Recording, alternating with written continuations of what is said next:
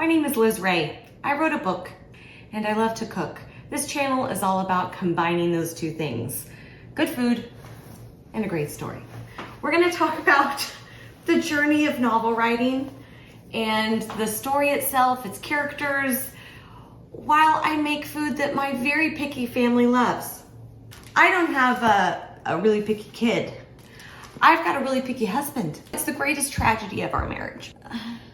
He does try everything, he just doesn't really like it. So I have compiled over the 20, how long have we been married now? I don't know, it's 2004, you do the math. Anyway, in this book of all my family's favorites, which I hopefully will take you guys through, it's the number one, it's right up here in the front. All right, we're making today pizza rolls. I put entrees in the front of my book, not appetizers, because are you making appetizers for your family every day? Okay, overachievers, I'm not. I'm making entrees. I'm just trying to keep people alive. I'm gonna start getting the ingredients and my mixer. Oh, it's plugged in. Did you all get a look at my sweats underneath my shirt? It's kind of like inviting somebody over to your house for the first time. You know, you kind of got to clean it up in case they want a tour. And then the next time they come, there's no tour given. This is the best you'll ever see me. And hopefully the worst video I'll ever do because I'm going to learn so much through the process. But I'm not a tech girl. I'm not a social media girl. I am a former on-camera infomercial host turned homeschool mom. They wrote a book. All right, let me go get the ingredients. I should have done that before.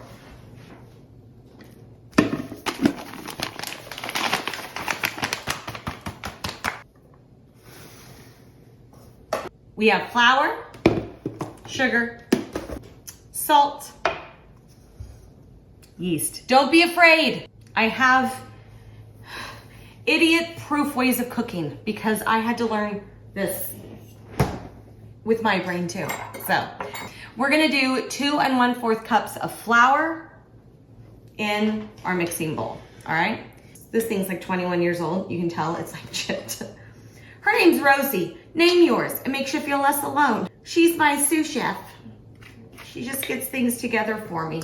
I should probably be getting a shot of inside the bowl. But again, I don't know what I'm doing. It's fun. All right, we are going to add 1 tablespoon of sugar. And we are going to do 1 teaspoon. Love how that didn't go down. It's broken, just ignore it. 1 teaspoon of salt. And you can use that like little packages of active dry yeast so you don't have to buy the whole jar if you just want to try this once. 2 1/4 teaspoon. 1, 2, and just guesstimate. It's okay, it's okay. It's about, I didn't do my salt, let's do that. 1 teaspoon. The recipe will be down below. This is where people get nervous because they're like, oh no, you gotta activate the yeast, you gotta wake it up. Let me show you how I do it. It's really not hard. I have 1 cup of water. I'm gonna put it in the microwave for 40 seconds. And then I'm going to make sure your hands are clean, stick my finger in the water. If it's too hot for your finger, it's too hot for the yeast. If it feels like a warm bath for your finger, it's perfect. 40 seconds is too long. Don't do it. That burns my finger. Don't put that in there. It'll kill the yeast. I just went to the sink and I poured a little bit out and poured some cold water. I stirred it around. That's nice. Okay, so now I'm going to stir up your dry ingredients, right? Just looks like a bunch of flour. You even see it? There it is. And we're gonna pour our, you know, our finger jacuzzi water in there. Anyway, while this is mixing, let me tell you about the book. Okay. So it is a young adult fantasy fiction. I can't believe I actually get to tell you about it. Oh my goodness. It is set in a world called Caldran. Right now, I'm calling it the Caldran Series, and it doesn't mean like a witch's pot cauldron. Caldran is the name of the world, so the people that live there, they are Caldrans. That might change though, because I don't know how publishing works. So, it is about a world that has 4 islands. With these videos, I'll get into each one so you can already start building the story in your head and live there like I do. Each island has the ability to create one element that sustains life. They need 4 in order to survive. And so trade with each other is vital to your existence. The 4 islands, there's Caldran. Caldran is my fire island. All right, this is looking kind of sticky. We're gonna put a pause on that. Can you see how, I mean, it is like sticky, okay? So we put in 2 1/4 cups of flour, right? Okay. You're gonna use a total of about 3 1/4 cups, so about another cup. I put a little bit in, maybe like a 1/2 cup, and then 1/4 of a cup after that, and then like a tablespoon at a time. And I just kind of sprinkle it, and I mix it. How I know it's ready is if when this mixes, it comes off of the bowl fine, all right? Maybe there's a little stickiness to it, but that's it. You wanna use as little flour as you can to have the most flavorful dough. So anyway, so Caldran, they have trees that they strip and they can create fire that can last for months at a time. And then there is Eden. Eden is my animal island, of course. And it is quite a cold, barren place, but they produce animals for protein, and they have them for labor. Eden is my brute island. They're kind of my barbaric people. They're huge, they wear fur, and their whole culture is based on herd animal culture. So they don't call their king of their island their king, they call him their alpha. Caldran, I didn't mention the ruler of Caldran. Caldran's island is ruled, it's the only island that's ruled by a queen. So this island waits in anticipation for the birth of a daughter. And that was so fun to write. And then you have Ira. And Ira is my water island. It's the only island where it rains. And so they provide fresh water for all of Caldran. Okay, looking down, you can't see it. You can't see it. Are we kidding ourselves? Make sure you wipe your counter down really good before we started cooking. I know at this point you're probably like, oh, I can't do this. Yeah, you can. And it's really fun. You get to play with stuff. Pull it off the dough hook. Okay. All right, I'm gonna put a little more flour in my hands and get this little guy left, because that's probably 1 whole pizza roll's worth of dough. You don't want that to go to waste. Thank you, Rosie. All right, quick kneading lesson. You're just gonna fold it over like that. Take this part of your hand, and you're going to push it and roll it down. It's moving air pockets around. You're mixing the flour in. Oh, I didn't tell you what I did.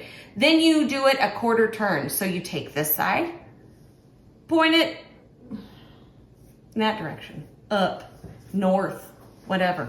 Okay, and you do that just over and over again. Turn, fold, press. Turn, fold, press. How do you know how long to knead it? Until it's smooth and it's not horribly sticking to your hands. So I knead it because it takes a minute for it to get sticky again. And if you knead it for a while and it doesn't get sticky, you're good. You're good. Sand Kingdom is known as the Mother Island. It is, there's a lot of sand there, hence the name. And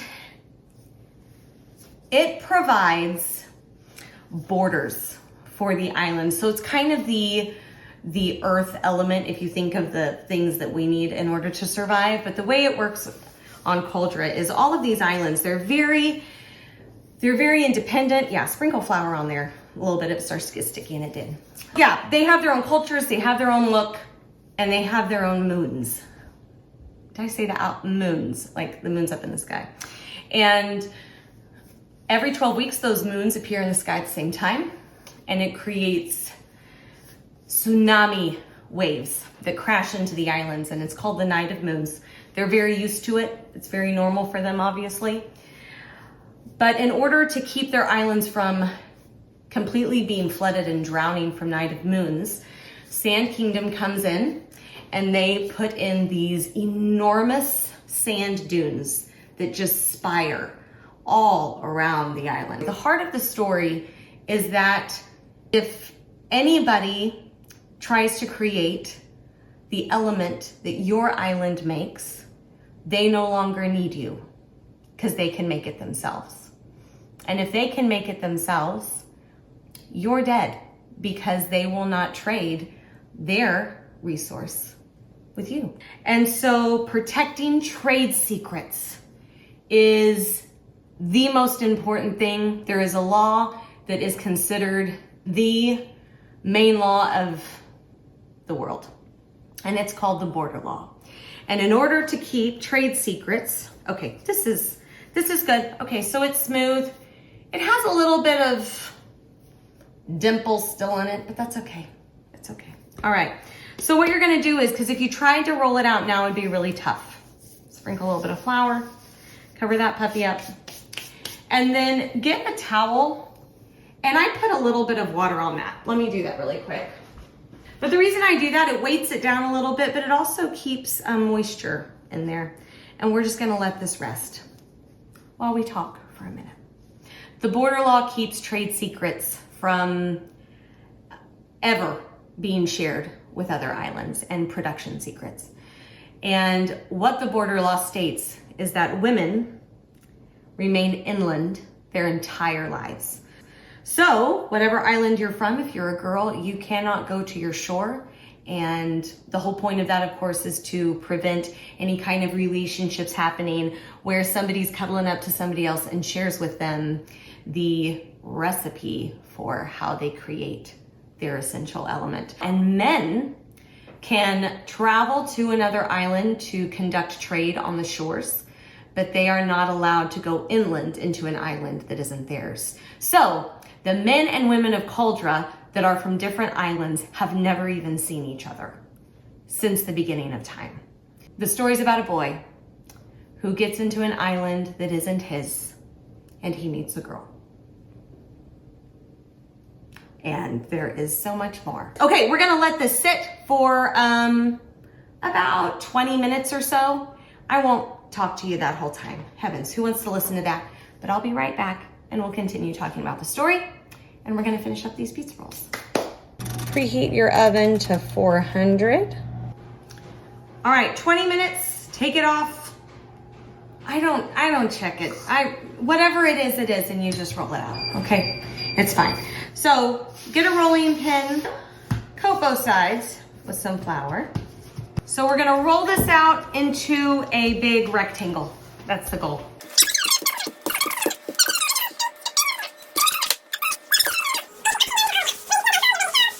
So as you can see, I'm just coating my surface with flour so it doesn't get too sticky. Flip it over.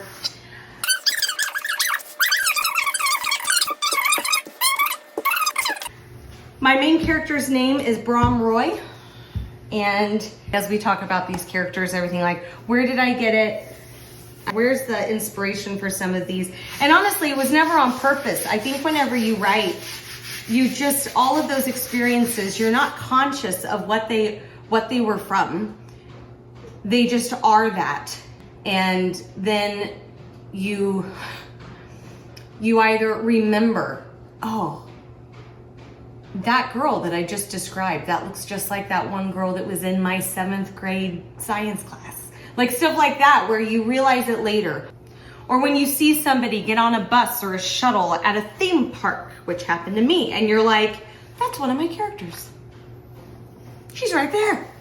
What do I tell her? Nothing. You'll creep her out. But my heavens, you just want to stop her and be like, just so you know, I've seen you already. Hey, I want to show you all this. Whenever you're doing your dough, have you ever seen one of these? I just use a measuring cup and I sprinkle it. But if you're nervous about putting too much flour, my mother-in-law got me this and it's such a cool little gadget. So what you do is, check this out. You put flour in it. and it controls the amount that goes on your counter. Watch this. No. Hold on. You gotta take that, you gotta take that off, right? Okay. And you roll it. Look at that. And it just gives you a light dusting, and then you can set it to the side and you don't feel like you've overfloured your area. As far as how thin I make the dough, I do it until I'm just starting to be able to see through it. You don't want it too thin because then it'll tear on you. And make sure you feel the edges. They may feel a little bit thicker than the middle, and you know, that's all right in some spots, but I mean, there's a bump there, but I'm just gonna show you how forgiving this is. It doesn't even matter, just leave it alone. So what you do next is you need to get some pizza sauce, or if you have homemade spaghetti sauce, that's what I used for years, because I never, ever have found a pre-made pizza sauce that I like. And I don't make pizza sauce, I make spaghetti sauce. So spaghetti sauce, leftover spaghetti sauce works great. If you have meatballs in there, mash them up, use that. You can totally make this meatball pizza roll, right? So that would work too. But my family loves this just cheese and pepperoni, but I'm gonna show you this. This puppy right here, it's the only pizza sauce I buy. And they're not asking me to say that. They don't even know who I am, okay? But this is just, it's really good. So just squeeze it over it. I know, it looks lovely.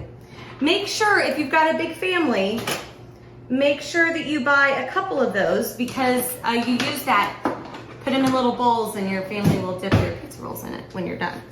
All right, so you can spread around. I should use a ladle. And go from the middle out, because that's what a professional would do. But, you know, we're not trying to impress anybody here, so just do it. Do it and enjoy it. I just felt like I had a little Bob Ross moment there. Just here, let's bring him down and give them some friends. We're gonna add some cheese, mozzarella cheese, then I have pepperoni. So listen, if your kiddos like other toppings, this is what's so great. And you'll see once I roll it up how we're gonna do this. We're gonna put our toppings on, we'll roll it and we'll slice it, which means if you wanna do this section for one kid, this section for your husband, this section for you, and this section for another kid, double the recipe, make it for a big family, whatever, you can do that. And they have their own individual pizza rolls. But thankfully, thank you Jesus, my family likes all the same kind, so I don't have to think about that.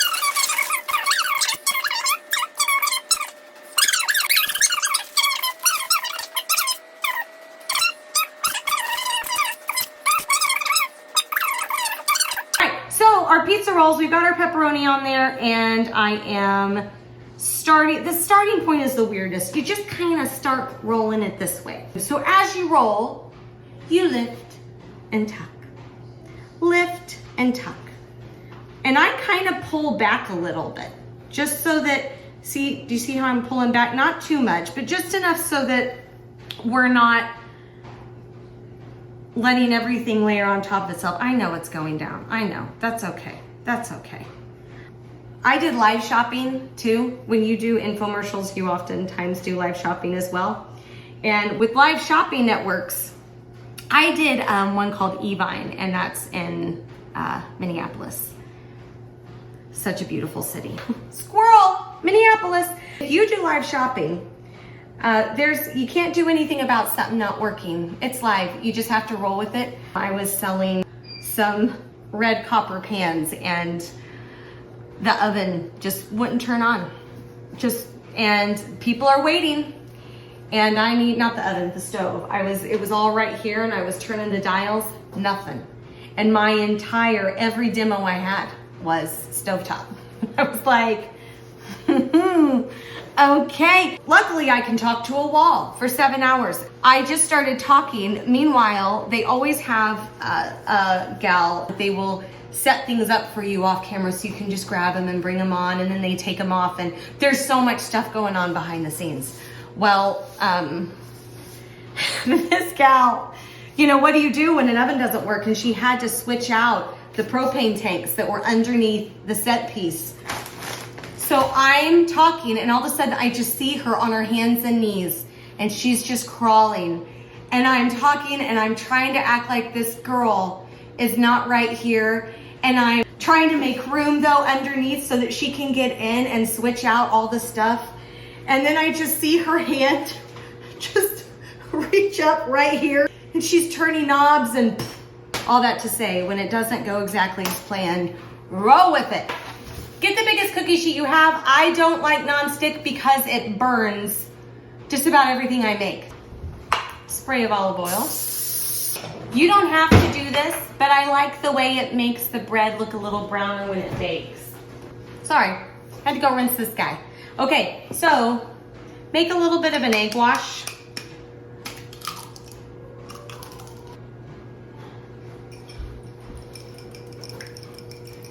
Now, this is gonna get goopy on your counter, but everything cleans off. You're just gonna paint it, just like you did the sauce when we started.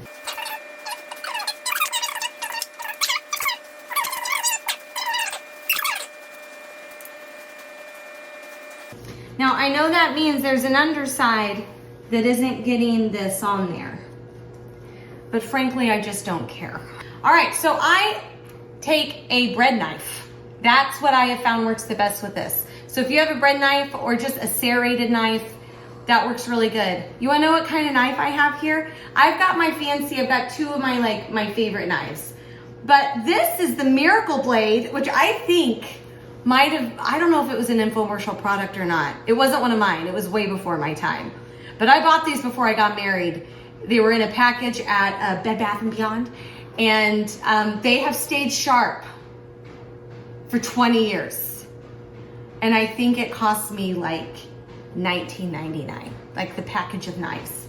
I don't understand it. They feel real light and like cheap, but they're Miracle Blades is what they are. Okay, so this, you know, the nub, the one on the end, he struggles, but you just make him work because he's a little wonky. He's the runt of the litter. But I cut them about an inch. Okay, it's about an inch in thickness, all right? And you lay them down like that, okay?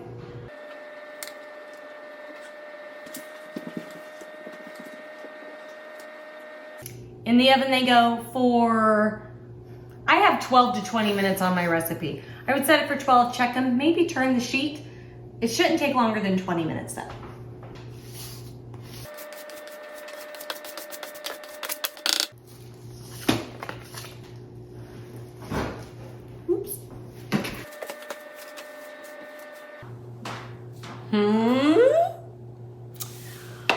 They look so good. Let's try one. Pizza rolls.